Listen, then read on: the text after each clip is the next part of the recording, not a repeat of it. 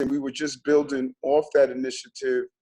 But this is our opportunity of really starting the communication. I am amazed sometimes when I reflect on communication. We tend to believe communication is the mere fact that we say something that is communication. And we don't really teach communication in schools. We don't teach it as we move through our careers. And my first course on communication came when I was in college. Just the act of being a deep listener, not waiting for someone to finish a sentence just so you can tell them how wrong they are, but really seeking to understand so you can be understood. And really speaking to people in a manner that they could comprehend. And so when we saw the series of hate crimes that was taking place, they were taking place throughout our city. The ones in certain groups were highlighted, but in fact, we were dealing with increasing hate crimes all over the city.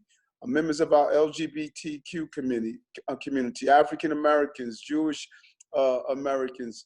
And now we're seeing today also with our Chinese New Yorkers. Many of them have come under attack because of COVID-19, being accused them of mere fact that they wore a mask, that they were spreading COVID-19, just a lack of real compassion and communication. And when we started the Breaking Bread, Building Bonds, the goal was to put people in a place to do something that seems unique or seemed like we do all the time, but in fact it was unique, talking to each other. Just taking a moment of learning from each other and understanding how much we have so much in common. And I saw it every day as a police officer, and I see it even more so as the borough president. In the borough of Brooklyn, 47% of the borough speaks a language other than English at home. That's an amazing number. That's over almost 50%, and I think it's more than 50%. This is a community of immigrants, a community where there are different cultures. And our goal is, as we start the new version of Breaking Bread, Building Bonds in the COVID-19 era, is to really engage people to communicate in a real way. I believe that is part of the problem we're having now with the conversation of social distancing. I was in Canarsie, and this was a few weeks ago when COVID-19 first started here in New York, and a group of young men were playing basketball. I pulled my car over and I told them, hey guys, you're supposed to be social distancing. And they looked at me and they said, what the heck is that? And as I sat back in my car, it dawned on me that not everyone wakes up in the morning and run and read the New York Times. Not everyone listen to the president, the governor, and the mayor do briefings. Not everyone, in fact, speaks English. Someone called me the other day who was from the Korean community. He said there was a commercial that was put out telling people to wash their hands 2 times while singing happy birthday. He says, Eric, people who were colonized by Europeans saying happy birthday. Our family members don't know anything about that. And yet we are telling people to do things that really has nothing to do with their understanding. Instead of using simple terms and simple ways to greet people and communicate with people, we communicate with people from where we are. The average person, as surprising as it may seem to those who are talking in an echo chamber, you would be surprised how many people still don't know all of the preventive measures of COVID-19.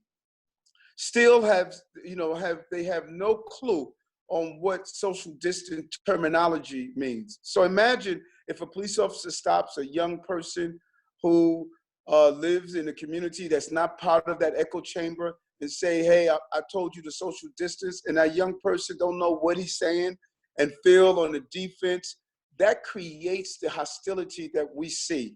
And so we're hoping to use Breaking Bread, Building Bonds, for you to host not only a dinner where you will use WebEx, Zoom, a Google Hangout, or any methods to talk to the 10 people in your group, but then empower them to talk to a new 10. Talk to them about tolerance. Talk to them about how to come together and learn from each other, what it is in our attire, in our religious philosophy, in our way of life, but also encourage them to talk to that person that's not following the safety protocols, and share with them. Give them a mask if you need them. We will help you give them. Give them the tips on what they need to do and how they can be safe for themselves and safe for others. So we want to really empower this groundswell of everyday New Yorkers that are doing extraordinary things to save the lives and help people communicate and talk to each other again. A skill that is just so useful, of being able just to talk to each other instead of at each other. I think it would help us in so many ways. Decrease hate crimes, decrease the tension between police and communities, allow us to enjoy just the beauty of diversity, of learning the different ways that people enjoy life, not only in Brooklyn, but throughout the entire city.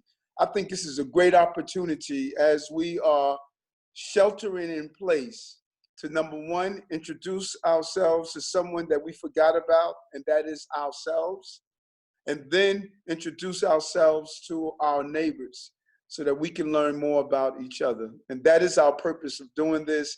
And I'm glad and I thank all of you who have taken the time out to get on this Zoom as we hear from you and hear your ideas of what we can do to better communicate. And so I would turn it over to, I believe one of my staff, Stefan or Nan is on, and they would navigate us from here. Again, thank you so much for being on. Thank you. I'm just going to interject for a moment. This is Jonah Allen, the Brooklyn Borough President's press secretary. To the members of the press on the call, just a quick reminder that you're going to be muted for the entirety of the call, but if you have any particular questions, you can write them in the chat, and we can arrange interview opportunities following this dinner. But I'll turn it back over to my colleagues. Thank you. Stefan or Nan, you can take it from there and engage us. Hello, everyone. This is Nan Blackshear. My colleague Stefan is on this Zoom meeting.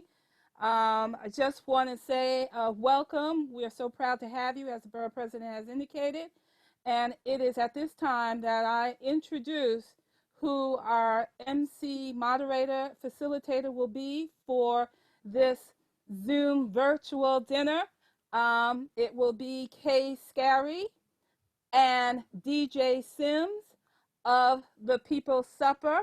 And also I'd like to acknowledge one of our partners on this initiative, pre-COVID and post-COVID, the New York Peace Institute, Ayana Baheen. Thank you for joining us. Okay, take it away, Kay.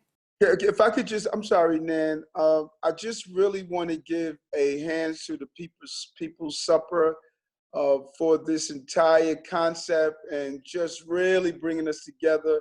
You know, that the best way of showing admiration is to duplicate someone's action. And so this is born out of the People's Suppers. This is the fruit of your harvest and your labor. And we just want to thank you so much for it. And again, thank you so much. I'm sorry for that, Nan. Oh, thank you. Thank you. Yeah, so I'm Kay Scary, and I'll tell you a little bit about the People's Supper in a moment, but I do want to give our partner, Ayana, a chance to share a couple of words before we jump into People's Supper and chatting for a bit. Thanks so much, Kay. And DJ, I'll be really brief. Thanks, Borough President, Nan, Stefan, everybody else for being on the call. I just wanted to tell you a little bit about New York Peace Institute if you don't already know. We teach mediation and conflict resolution skills to New Yorkers, and we provide free mediation and conflict resolution services.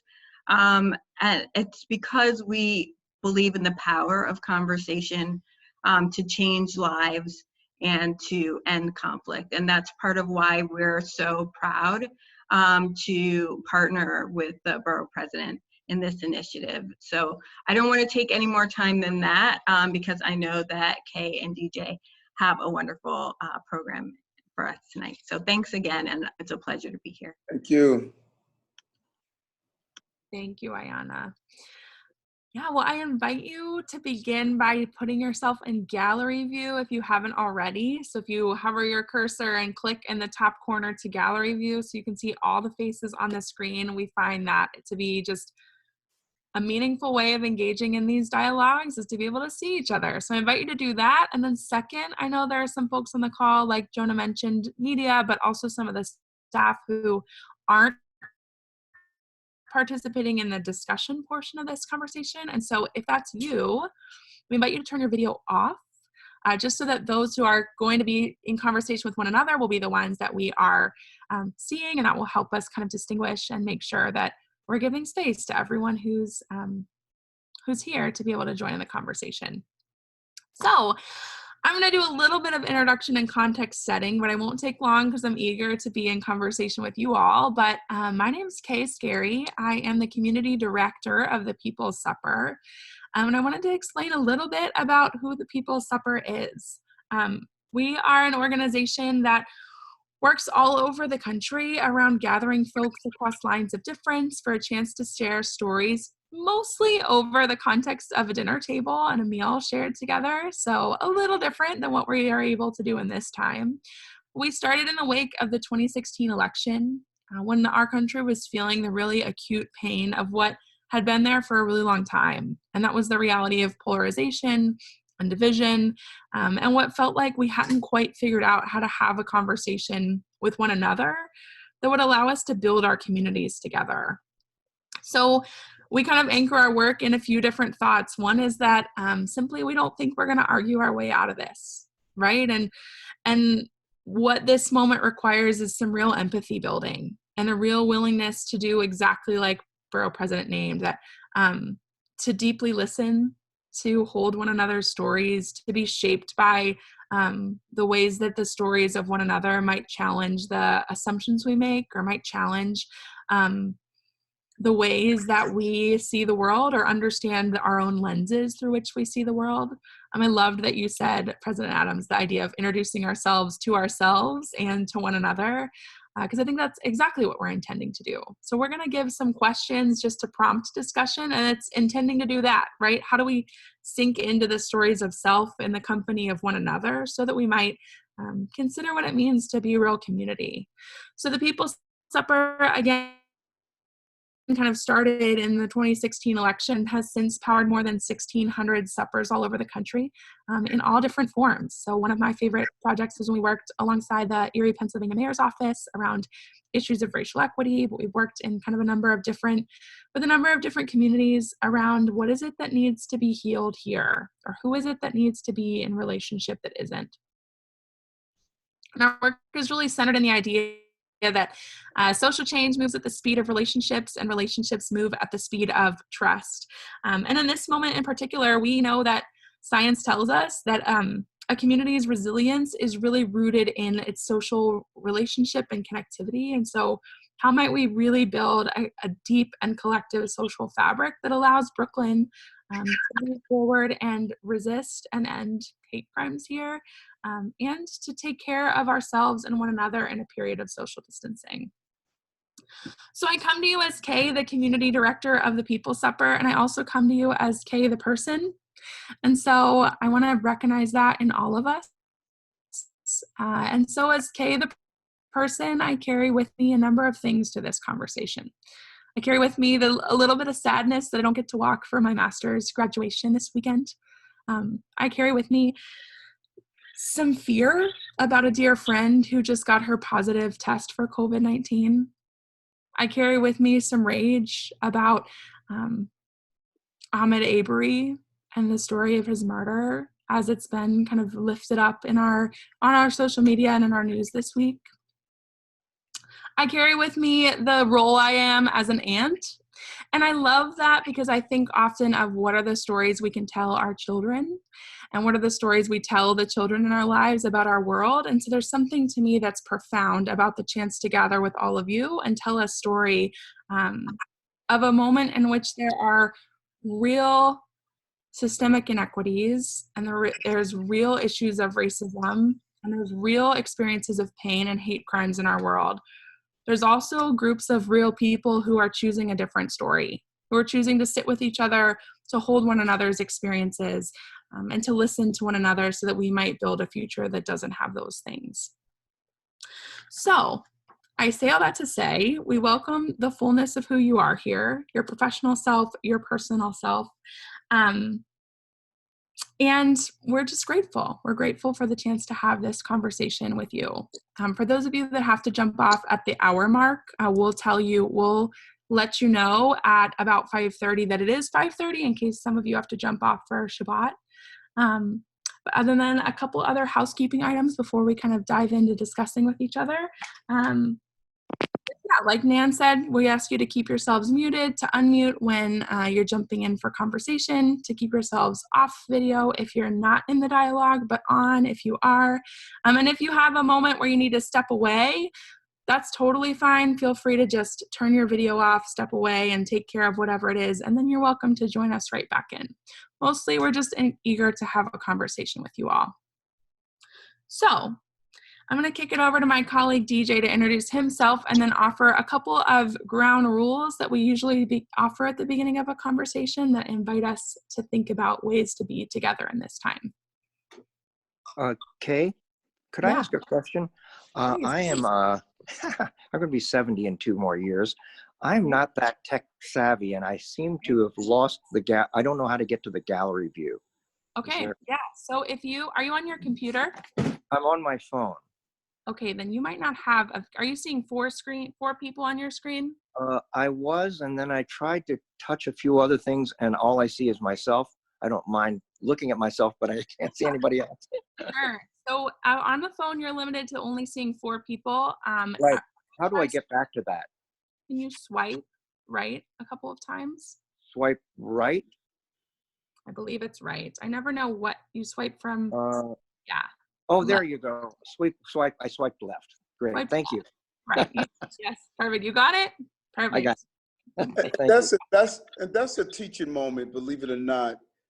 To be comfortable in the space to ask questions is so important. People often don't ask because they're not comfortable in the space to ask. And I appreciate you, the gentleman that asked that question, because that is part of communications when people are comfortable in the space where they can ask that question. And I look forward when David Banks speaks because he talks about that often. Folks have to be comfortable where they are to say what I'm feeling and I have a question. Yeah. I want to thank you. A bit of trivia. Borough President Adams, I don't know if you remember me, but you approached our contingent in the LGBT Pride March about 3 or 4 years ago, needing to charge your phone. And you ended up asking me if you could use my man charger. And I said, of course. And that's when I first met you. I recall. You recall that? And then since then, the borough president has been very generous along with Nan and other folks. And we've actually conducted our 2-day anti-discrimination clinics at Borough Hall. And so I want to thank you for that opportunity for allowing us to partner with your office. Thank you. Very cool. Well, DJ, are you with us still? I'm gonna share my screen quick. DJ, are you with us? Yeah, I'm here. Can you see me? Yes, I can see you. So I'm going to invite DJ, my colleague, to introduce himself quickly and then offer these ground rules to begin our conversation. Thanks, Kay. So just to kind of echo everything Kay said, really excited to be here with you. Been looking forward to this for a while. But for those who I haven't met, my name is DJ Darren. I'm coming to you from Georgia, way down south. And so quickly, because I really want to dive into our conversation, just to kind of go for a quick few ground rules. And we just kind of preface these as guidelines, but they edify our conversation. And so in seeing one another, by making intentional steps to make sure each voice is heard and each voice can be heard, we honor each other. And so just briefly, we just ask you to be present. And what that looks like, I know in the day and age of working from home, it proves difficult where you may forget maybe an email you were supposed to send earlier and now it seems like a convenient time. But we ask you to hold it and to fully be present with those who are sitting with us, even on these screens. Avoiding using I statements or avoiding those who are trying to problem solve, which is me, because I'm always ready to jump in and always ready to help solve a problem. But we really take the words from our friends at the Center for Courage and Renewal. And this isn't a space for fixing, saving, or advising. It's a space to listen, and it's a space to be heard. To be patient and respectful. We know this presents a challenge when we're talking virtually. I know we are now all experts in virtual calling and remote calling, and so we're aware of the ways in which sometimes it gets hard to tell who was talking and who was heard, but we know that ways to mute ourselves or to raise our hands are ways that we can be acknowledged and be seen and honor people who have been waiting or have something to say. Number 4 is beware of erasure. And this simply is not erasing someone else's experiences or not comparing our experiences to somebody else's. So for example, if somebody shares that, they lost a parent and somebody else equates that to losing their bird. While those are both losses, they mean different things to different people. And so honoring that loss may have hurt you just as much as losing a parent. And so honoring someone else's loss and not erasing it. And lastly, keeping it confidential. And this is kind of straightforward. But really just what is said at the table stays at the table. And that we honor each other by protecting one another. And so I come to you as Darren, DJ, from Georgia, from Ferguson, but living in Georgia, the organizer, the activist, and sitting in moments right now where I feel scattered and I feel torn, but really excited to be with you all tonight. And I'm gonna kick it back to Kay. I like that. Kick it back to Kay. Thank you, DJ. So I am gonna invite you to kind of settle into your chair and just take a deep breath. And I'm going to kick us off really quickly with this poem that we call The Invitation to Brave Space, which is what we've used to kick off all 1,600 of the people suppers that have happened at this moment. And now, if you are a person who finds this to be a little bit cheesy, you should know that we did a supper with the Obama Foundation, and Barack Obama said that he thought this was a little too woo-woo, I think was his quote. And so you're in good company, but we think it's important for 2 reasons. One is we want to recognize that this might not be a comfortable conversation, and so we don't want to conflate safe space and comfortable space. And we also want to honor that for folks who have found themselves historically and presently on the margins of our society, there is no such thing as a safe space. And we'll talk about that when we get into stories of hate crimes in the city and in the country. So I want to offer this poem, and then we'll kick us off with conversation, I promise. The poem says this: together we will create brave space. Because there is no such thing as a safe space. We exist in the real world. We all carry scars, and we have all caused wounds. In this space, we seek to turn down the volume of the outside world. We amplify voices that fight to be heard elsewhere. We call each other to more truth and love. We have the right to start somewhere and continue to grow. We have the responsibility to examine what we think we know. We will not be perfect. This space will not be perfect. It will not always be what we wish it to be, but it will be our brave space together, and we will work on it side by side. Okay, let's begin. We'd like to start with just a moment of knowing who all is here, and so we invite you to kind of check in with yourself and to begin by introducing yourself and sharing your name and something that you've been sitting with lately, with all that COVID-19 can mean for folks, with all that it might mean you're carrying in these days. We'd love to just begin with, tell us your name and something you're sitting with or carrying these days. Jump in as you feel ready. My name is Melissa Sklarz. My pronouns are she and her. I am with Sage. April in Queens with COVID was terrifying, and May brings more hope and promise. Yeah. Thank you, Melissa.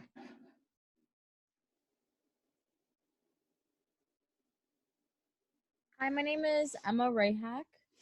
And I think that I've been feeling like a lot of frustration recently. There's all of these issues that I feel like people have been talking about and organizing around for decades that now, are being highlighted, which is a good thing. But at the same time, like, why did it have to take a pandemic to have like soap in our school bathrooms, And then I think also with being in quarantine and everything is on Zoom and I think that like conference calls should be like outlawed after this. But I think like I used to kind of avoid being home at all costs, and now I'm here all the time, which is also something that's been really difficult to like deal with. So I think frustration in a lot of different forms.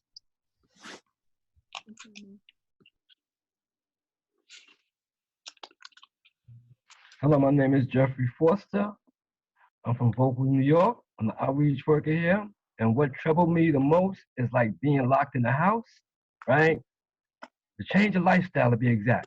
I'm having a free spirit life to be in, how you say it, letting the press tell me what I'm gonna do next, where it's safe to go, or what you can't do.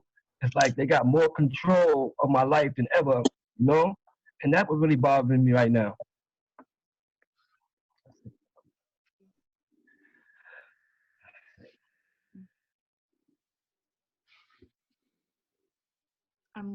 I resonate with missing my free spirit life as well.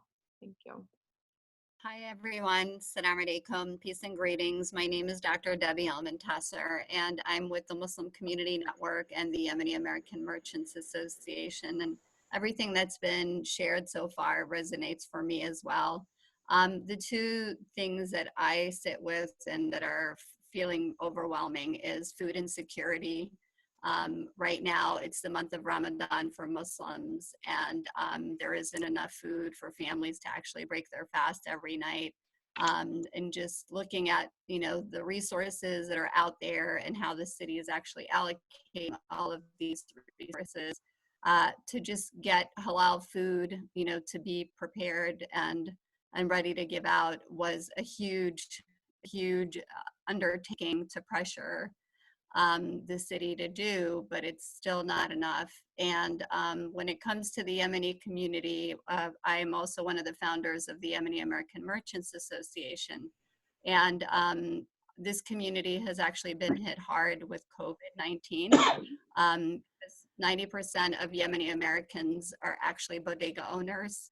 And so we've had over 65 cases of COVID-19 positive cases, and we've already had over a dozen deaths just in the bodega community. So just working very hard to help educate them and provide them with PPE so that way that they can continue their business and be safe and, continue to be the lifeline of the desert food communities that they're serving in.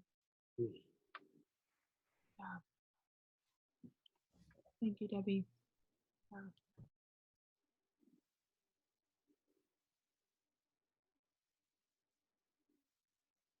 Hi, I'm Matt Hager. I am, like everybody else, dealing with the quarantine and what that comes with. Recently, I've been feeling really disconnected. I'm from Brooklyn, and I'm not there right now, and not really as in touch with a lot of people as everyone sort of is right now, and just trying to stay informed in this confusing time and understand what's going to be tomorrow, next week, next month. it's disconcerting, and never living through something like this and feeling so separated from everyone else is definitely where I'm coming from today, and really happy to meet all of you. Max, thank you. Hi, I'm Aza, and being home has been kind of like rough for me. Like I'm used to like going to school all the time, and then after school like hanging out with my friends. So like my favorite time is like when I go get groceries with my mom, because it's the only time I can go outside, because I know I have to stay home. And schoolwork has been pretty rough, because I've been getting a lot of work, so it's pretty hard for me to catch up. And honestly, I don't really talk to my friends that much because it's just a lot has been going on in my life since this. So it's kind of hard for me to talk to them because I don't, yeah. Thanks.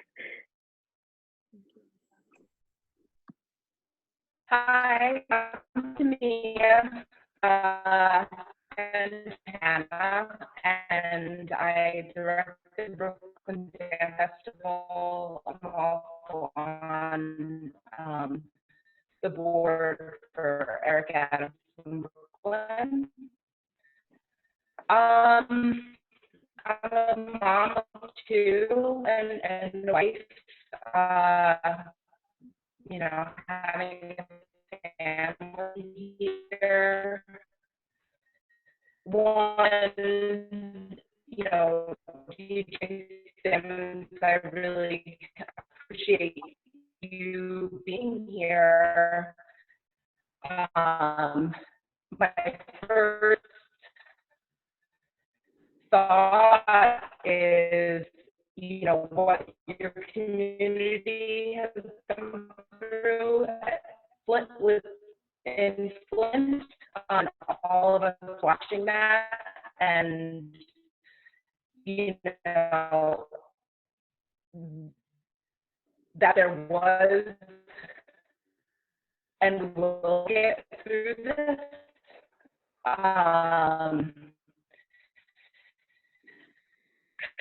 That's my first thought and reminder, and I just want to thank you, and also want to hear, you know, how Flint, Michigan is doing. And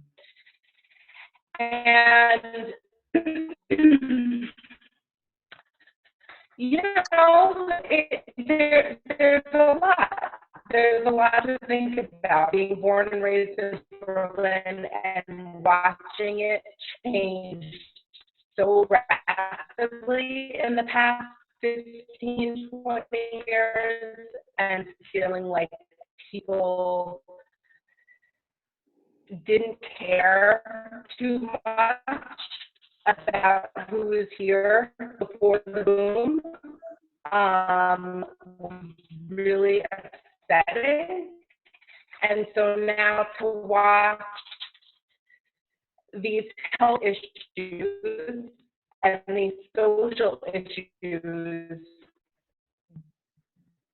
be brought so close to the forefront, you know, you just felt like you were screaming inside, like we were trying to explain these things to you before this happened, and no one was listening about food deserts or about carving out a space as you continue to grow with housing and new development, carving out a space for the people who lived here so that all service workers weren't, you know, together in one neighborhood or traveling on the same train system, and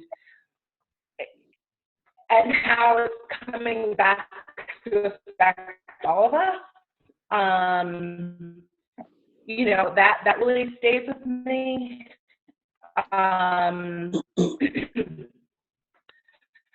Children, of course, are a huge concern. Education, watching my two boys try to navigate through school, and what their expectations are, what the teachers' expectations are, and making sure they have enough space to have their feelings and their conflicts going through this without feeling too much pressure from what was expected of them, navigating through that. And you know, again, it's just really nice to hear all of you and to hear all of your stories, and it makes you question so many things, like a beloved place that you love, like Trader Joe's that you've been shopping at for 15 years. In times like this, it's like you're great, but you open to Brooklyn Heights. Like, if you really want to be about something, no one said to you, like, why not open in Brownsville? And where I shop and how I shop, and it's all changing. So there's a lot of anger and frustration there. Thank you. Yeah, I think you were on a bit of a delay for me, so I wanted to make sure I could hear everything that you said. And what stuck out was the moment that you named. This is a lot. It's a lot. Watching the city change for a while has been a lot. And I heard loud and clear that you named that we've been saying these things for a long time and no one's been listening. So I appreciated that. Thank you. Some others introduce themselves. David? Well, so good evening, everybody. David Banks. I'm the president and CEO of the Eagle Academy Foundation. We have a network of all-boys schools across New York City and in Newark, New Jersey as well. Close to 5,000 young men who we work with in our work. So my pleasure to be here. I guess there are just a couple of things I would say that are top of mind for me. One is, I think, the level of empathy that I feel for so many people, not just the students and families in my network of schools that I work with, but just everyone. We're all going through a collective trauma. And it's like surreal and not quite sure what to do with it, but it's real. We're gonna have to figure out how to dig deep to deal with it. And so I think about that. I spent a lot of my time here actually thinking about kind of a post-COVID, we're going to come out of this at some point, and how we transition in a responsible way that is good for our city and good for our country and good for our communities will take a lot of conversation. And that's why meetings like this are important, and if we do it the right way, can be a catalyst for how the city can transition. Because the borough president was right. Most of us do not really know how to truly listen. We're generally listening and waiting for the moment when we're going to jump in and say something. But to really listen, deeply listen and understand and seek to understand what other people are saying is something that we as a society have not placed enough value in. And so I salute all the people on this call who are engaged really in that work, because our city is going to need that kind of skill set, because the level of trauma that we're experiencing, the level of grief that people are experiencing, the poverty, all the things that we talk about as we transition, it's going to be real. People are not going to have jobs, and the summer jobs for kids, and we don't know what's happening with schools. It makes for a very tense situation. And so just praying about those kinds of things, but we got to do more than that. We got to pray, and then we got to plan, and we've got to talk, we've got to communicate and learn how to communicate properly. And final thing I would just offer up is that as we do more sessions like this, one suggestion would be that we actually break bread.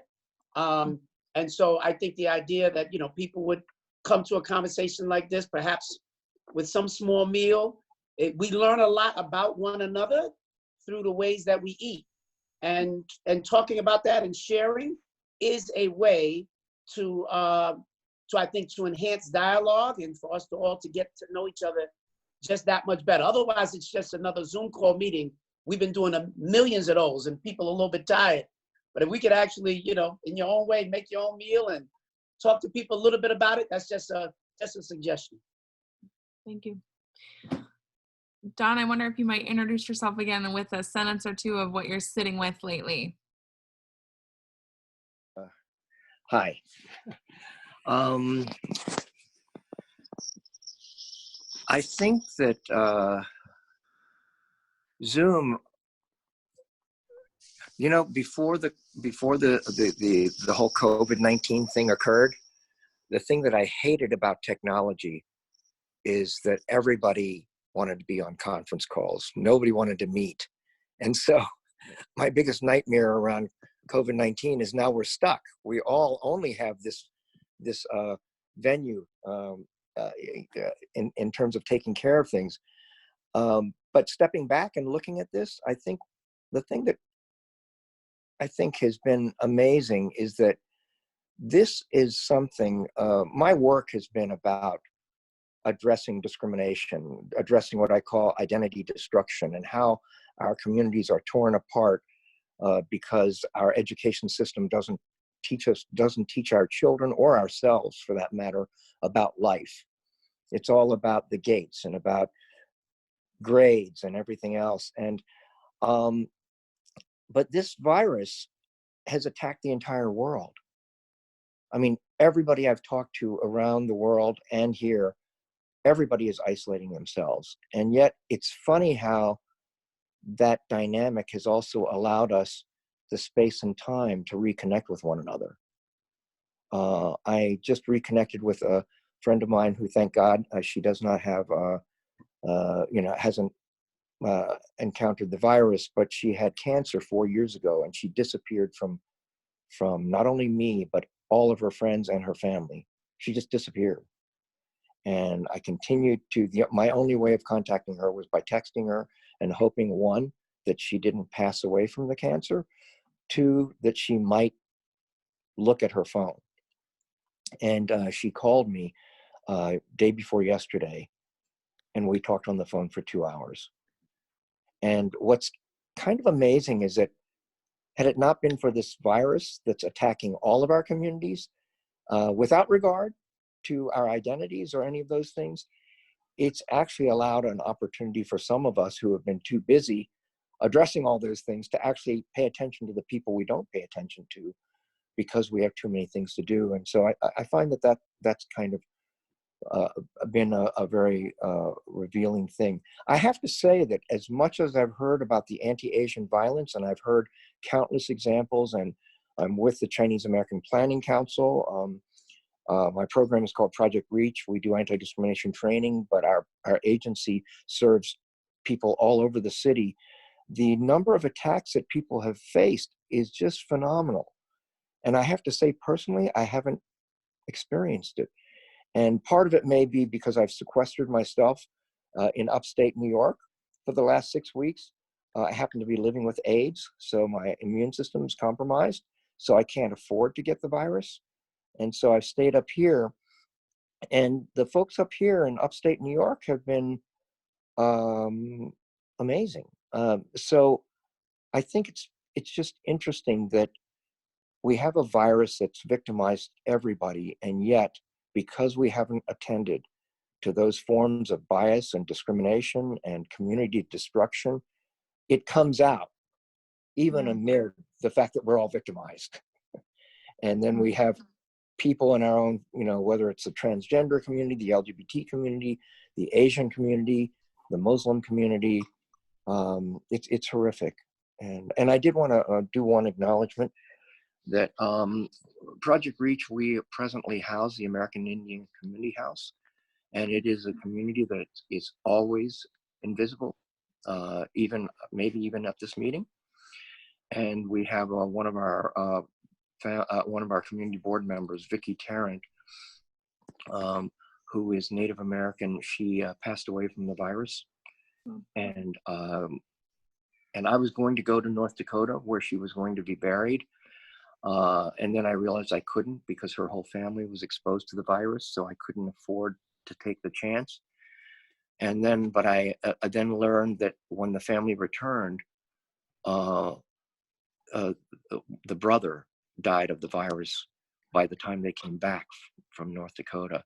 And so it's a community that has already been ravaged historically and otherwise. And I just want to draw attention to Indigenous and Native people who are in our lives, but remain incredibly marginalized and invisible. Thank you, Don. Yeah, I sit with you all in so much of what you shared, in the difficulty with being home, in the missing life before, in the empathy for neighbors who are experiencing some real pain and suffering in this moment. And yeah, we think a lot about grief at our work and the ways that grief is a universal human experience, and it's disproportionately shared. And so sitting with each of you and a lot of what you've shared, I want to flag for us that's approaching 5:30. So for those of you that had to go then, you're welcome to sign off. We want to thank you for joining us. But I want to pivot us too. I think you've set us up well. I'm also sitting with, similar to what you named, John, the stories of violence in these days, of the rise of anti-Asian hate crime. I'm thinking about the story of the woman in New York who had a form of acid poured on her face, and which resulted in chemical burns. And I'm thinking about harassment on public transportation in these moments. I'm also thinking about the way that COVID-19 disproportionately affects the communities of color as well, African Americans and Latinx community. And I guess we're curious about a couple things with that. First, I wonder if you might notice in yourself your own reaction to stories of hate crimes, or to the statistics we often hear about inequity in our world. And so that might be in this moment, or you think about a moment that you heard a story of a hate crime, and I want you to notice how you reacted. And I want you to then, I want to ask this question. What in your experience informs how you react to stories such as those?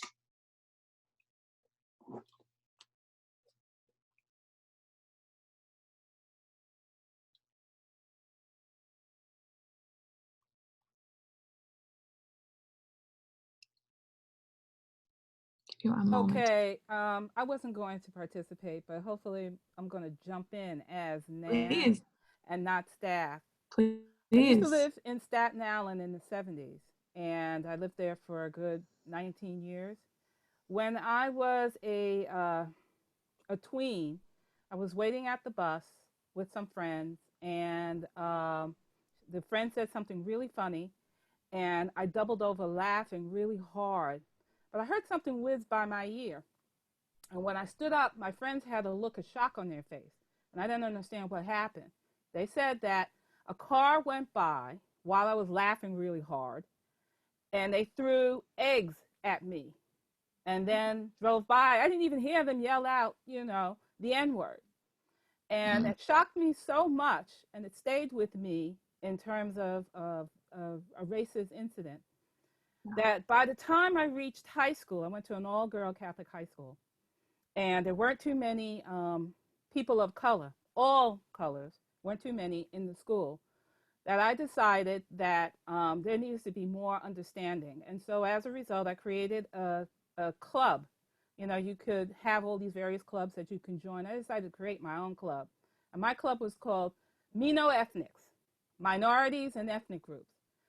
And I try to encourage all people of various backgrounds to join my club so that we could have a better understanding of each other's culture. That was my first shock, sadness, and then reaction to racism.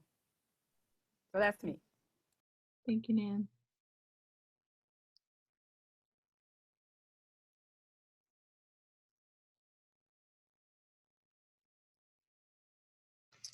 Um, this is Emma, and I'm an Asian American, but I live in the majority Black neighborhood of Harlem, and I think it's something that like I've always kind of had difficulty like navigating, like understanding that I am part of the kind of the social gentrification of Harlem. You know, I have a white single mom with Asian kids, and like 15 years ago, we would not have been living here. And I'm a senior in high school, and so I've kind of grown up here, and I think like I definitely identify with this community, and I've kind of found ways to be engaged with the community, and acknowledge kind of the social gentrification that I'm a part of, but that doesn't mean you have to be part of like the corporate gentrification. And so I have a friend who lives a few blocks away. I live on 126 and he lives on like the 124th. And so we go to all the same places, and there's this bodega on the corner where, you know, like that's my family, like that's my bodega people. I go there every day, like before school. And he had told me how he went there a few days ago, when they were still open, and he got like spat on his face, and then somebody pulled a knife on him, and he showed me photos of like they scratched his arm because he was Asian. And it's kind of like how you kind of grapple with, you know, we've been trying to really engage with this community, and I've lived here for about like 5 years now, so I've been here all of high school and a little bit more, and how like that's really a place where I had felt like I was at home. And then for like one of my good friends to have been like spat on at the corner bodega that we like we're so proud of, like was so sad. And I mean, the people who were there, they were customers as well, but kind of thinking that like, you know, it's something that I think as Asian Americans, we were really struggling with for a while, being able to kind of navigate that identity of being like Asian in a majority Black neighborhood. But then, you know, it's not just like verbal abuse anymore. It's gotten like so physical with coronavirus. And I think like now that makes me think of all of the engagement that I've had with this community that's been good. Like what things were people suppressing, you know, like the people who did that to him are also our neighbors. And to think like, you know, what underlying bias were people hiding all of this time, that now that we have coronavirus to hide behind, you can now spit on us. And yeah, I also think that like, as a transracial adoptee, it's also been difficult because I don't come from a family that understands, like I think my family's quite racially insensitive. You know, like once I was walking down the street with my mom and somebody yelled at me like to go back to your own country. And my mom is an immigrant. And she's like, how did he know I was an immigrant? And I'm like, he's so obviously talking to me. You know, it's like, you're so stupid. But like that didn't click, you know? She's like, oh, but I'm more of an immigrant than you are because you basically grew up here, but I didn't. And I'm like, but that's not the point. Like, you're white, you know, and that's not something that like my parents or my family understand. And so also being able to like navigate that as well. And I think a lot of like the racial insensitivity that my family has is why I'm so much more like socially aware. But then it becomes like really difficult to kind of balance. Yeah. I want to sit with that for a second. Like all the residual things you said, the like shift in how you perceive your family and home, and those are not small things to sit with. Thank you.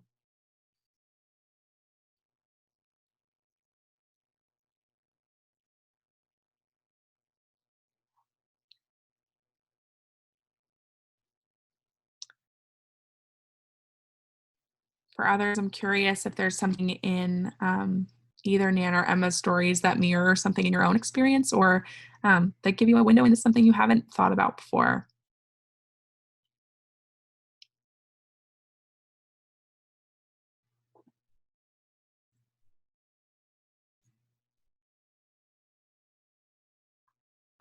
So I'll share an experience that I had within the last year, and it was really tricky. We're talking about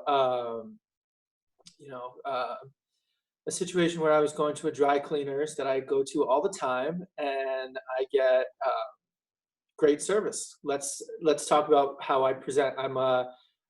I present as a white male, straight, and I have always gotten really fantastic service when I go to this dry cleaners. And this day I was just getting my pants altered or whatever, and I come in and they walk me right into the back, and then there's this woman who comes in, and she's black, and she's trying to pick up her kid's jacket. She describes the jacket completely perfectly, knows exactly what the jacket looks like, and the woman behind the counter says, "Where's your ticket? What's your jacket?" And it's just being so rude to her. And like, this woman is not lying about a jacket that she is trying to pick up, and it's clear that it's her son's jacket. They refuse to give it to her. They're insulting her, and they're just blatantly in front of the customers disrespecting her.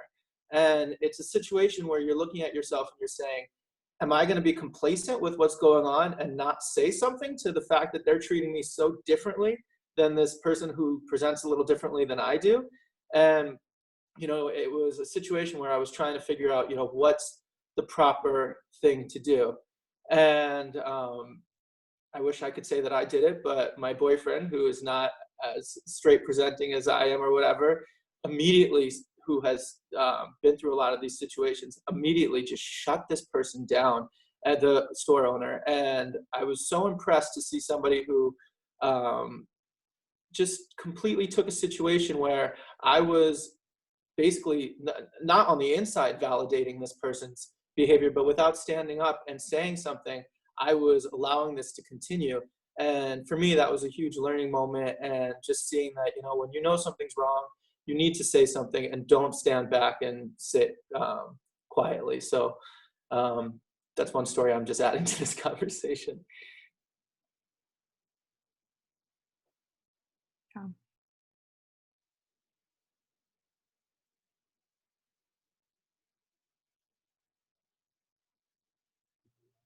David, you're on mute. I think Jeffrey's trying to talk.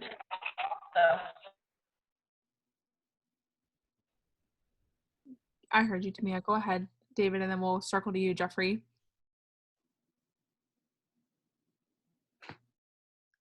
David, go right ahead. Yeah.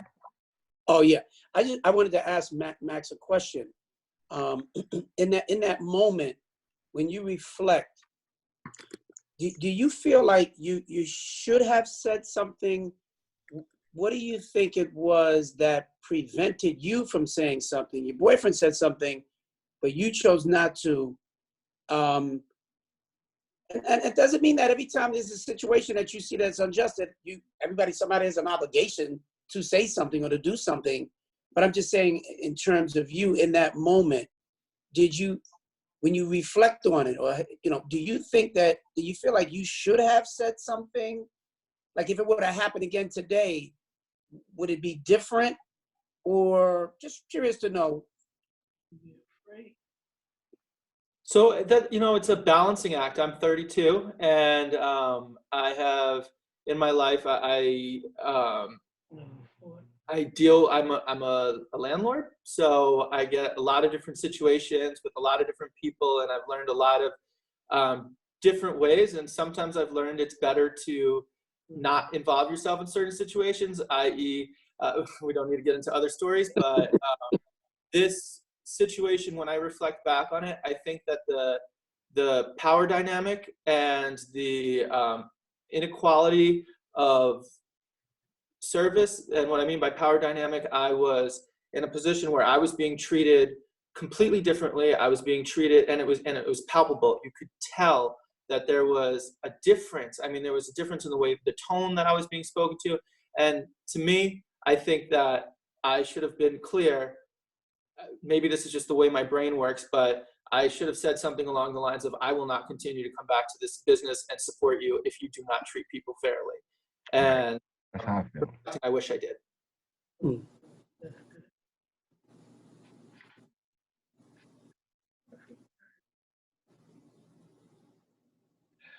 So I guess it's my turn now.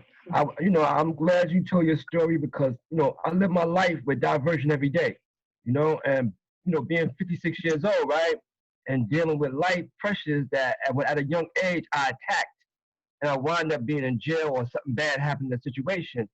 Now today, I second guess myself because I know I should have do something, but it's always something bad that happens when I react. So it's like I'm scared to hold a flag now, doing 20 years in jail just for responding, or trying to help someone else or trying to make things morally right, So today I just, that it happened to me. I think I wouldn't go in that store no more. If I see somebody being disrespected, I wouldn't go in that store no more because I'm afraid of the outcome of other people's actions and once upon a time my own. And I commend you, man, because it's hard to do to speak up. I'm really pleased. But aren't we also talking about one of the worst parts of that story, which is just the fact that it sounds like you were doing, who knows, good things. And, unfortunately, if I were to react, I hate that this is the truth, I probably would have been able to walk out of the store. And that's not fair. You're right. You're absolutely right. And I think, Max, you're getting to a larger issue of what I hear is that when certain groups act away in public, it's okay, then there's less at stake for other groups. Yeah. So I know that, being a Black man, just to call the elephant in the room, a Black man acts differently in public, it's assumed aggressive. There's that terminology that's thrown around versus if it's another person. So what does that mean for different responses in public? I think some people have to take that into consideration, that if I want it to be meaningful and effective, am I the person who needs to be the person who causes a reaction? Is it going to cause more harm? That's just something I was thinking that you kind of sparked in me.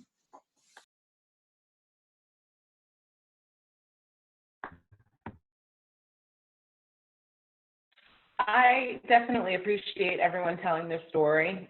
Being here in Brooklyn, being from Brooklyn, when you hear these stories, you really feel bound to your brothers and sisters in your community, and then also your brothers and sisters in this borough. Like, this borough is something that is very special. Growing up here, having, let's say, in Crown Heights, having the Hasidic community so close to the Caribbean community, on 4th Avenue and Atlantic, having such a large Muslim community interacting with everyone. Other places in the world aren't like Brooklyn. And it's sad, of course, to hear these stories. You're bound to them. You're bound to support them and speak up for them if you do have the resources to do that. And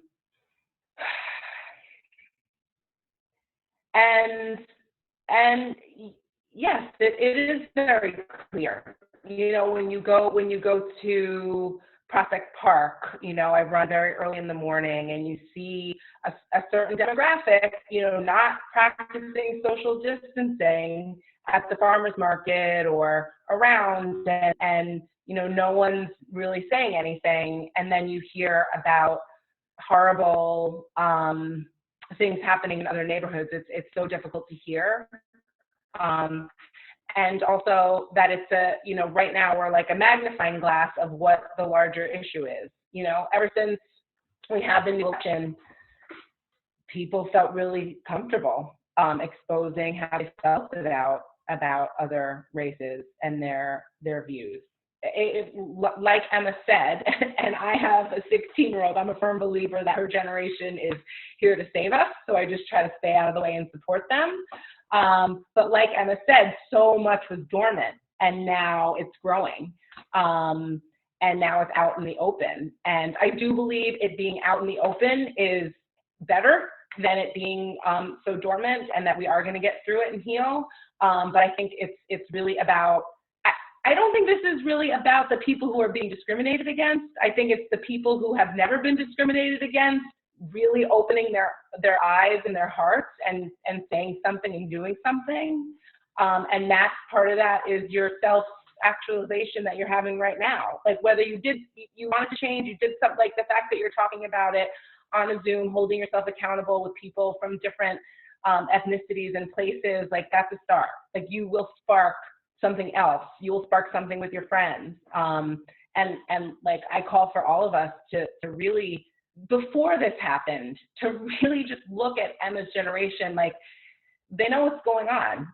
Like we have to clear a path for them and allow them to help us all heal. I'm noticing our time and am feeling like we're just on the cusp of even greater depth of conversation, which encourages me because this isn't the end of our conversation. Though it may be, we're nearing the end of our time in this contained space, we're beginning something that will extend beyond this time. And each of you will be able to carry a conversation like this into your own communities and to continued kind of gatherings with some tools we'll provide to kind of get other people to this place, right? How do we be able to have an honest conversation here? How do we be able to name the reality of our experience, to hold ourselves accountable in the company of one another, and to me, I'll use your word there, to spark something, right? To get out of the way of those who are coming after us to help build the communities we long to be part of, and how might we spark some things amongst our own community. So I'm wondering, as we think about, I know President Adams is going to share some kind of final thank yous at the end in a moment, but before we get there, I'm wondering if everyone, in the next 15 minutes, we will have ended the call and closed our computer and then shifted right back into our normal day-to-day. And we'll be preparing for thinking about facilitating conversation like this in other space. And so as we think about that little transition, I'm wondering if we might close with everyone sharing just a word or phrase that reflects something they hope to take away from here, or something they hope to bring into conversation that happens beyond this place. Just a word or a phrase from each of you, and then we'll have our closing thoughts from President Adams. David, I just want to say, as a mom and living in Brooklyn, you have done tremendous work with Eagle Academy. I'm going to ask Stephen for your contact information, because when we're up and running, or if there's anything that you need from the boys that you're cultivating, I want to help. Thank you. That's so wonderful. Thank you. I appreciate that. Very cool. I would just say my word would just be, I remain ever hopeful. I believe that we are going through this pandemic for a reason. I think that it is important that as we reemerge from it, we reemerge better and stronger and more committed, I think, to doing things differently. I think in many ways, we've been given a moment to sit down, stop, think, reflect, not just be traumatized, but to really think and meditate and reflect on how we can make this world a better place, and how this pandemic can actually be a blessing in disguise.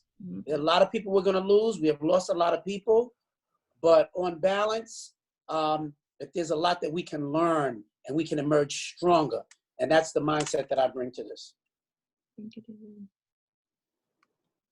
What I see is those of us on this call are always the people that are fighting for justice. All of us have been doing it for some of us our entire lives, and the outrage of the unfairness of pandemic and how certain communities are affected so radically and dramatically. And now is an opportunity for people that never think of injustice and poverty and racism that are not on this call. Here's a chance for those people to step up. And I'm curious to see how our numbers will change as we fight for more fairness in the future. I'm with you, Melissa. Maybe one or two other words or phrases before we end with our closing final words.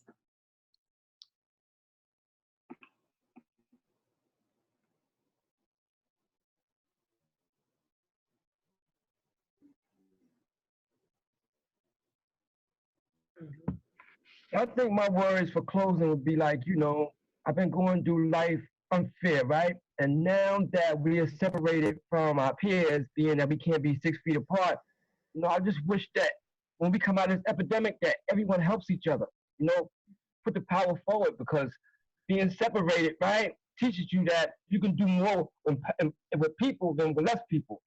So, this fight, I've been going through a lot of stuff in my life, and racism, I became immune to it growing up, showing that I didn't have the upper hand.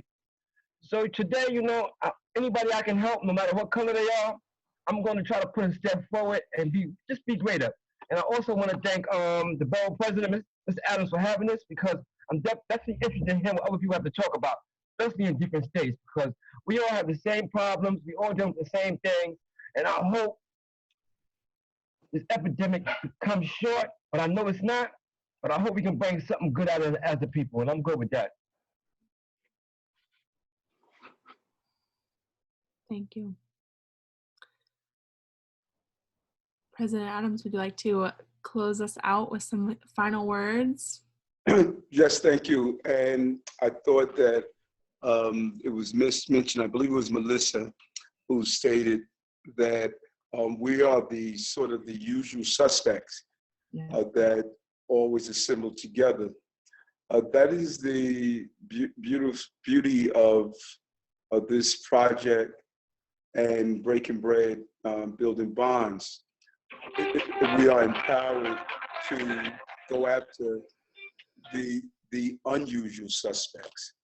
Let's invite people to a dinner that traditionally will not sit at a table like this. Let's call them in, and I assure you they will walk away different people. One thing I know for sure, there was an old African-American ballad. If you take a close look at my face, you'll see my smile is out of place in the tracks of my tears. People are hurting.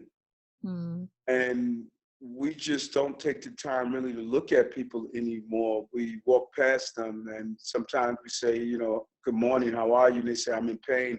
We say, have a nice day. We didn't even hear them say they were in pain. And some of the pain is not even verbalized. But if you just take for a moment and pause, some of the people who are spewing out hate and doing hateful things, if you watch them, they are more hateful of themselves and they're self-mutilated. And if we bring them to the table, and sometimes they just need someone to embrace them and say, I feel your pain and I want to help you through that pain. And that's the purpose of the People's Supper. That's the purpose of Breaking Bread, Building Bonds.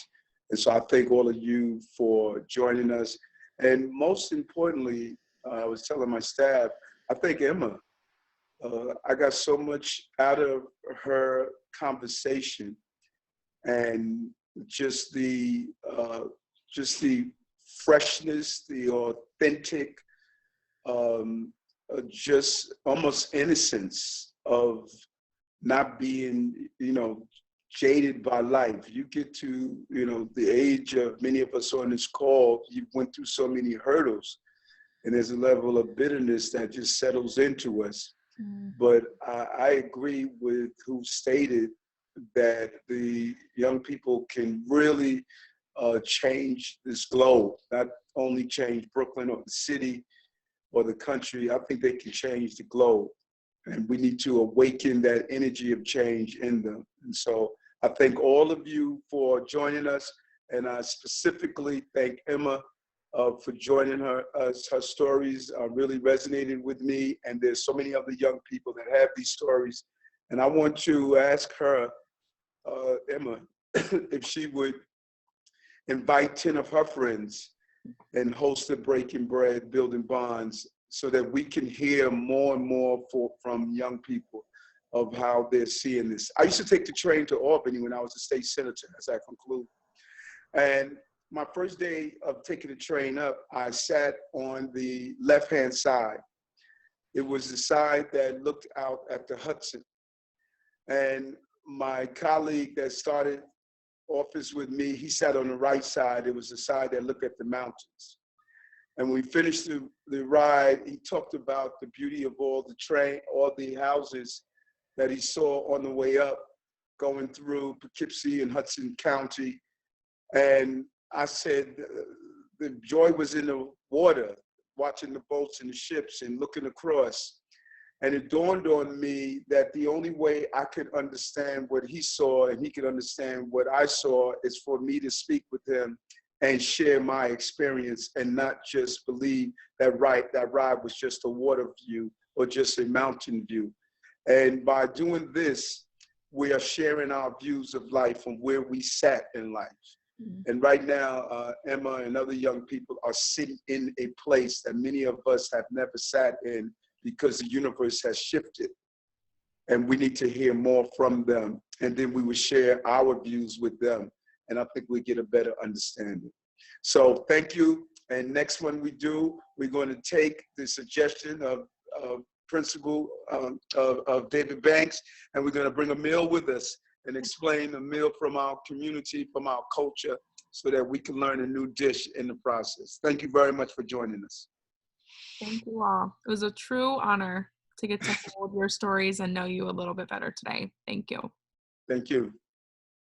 Thank you, everybody. Thank you. Thank you.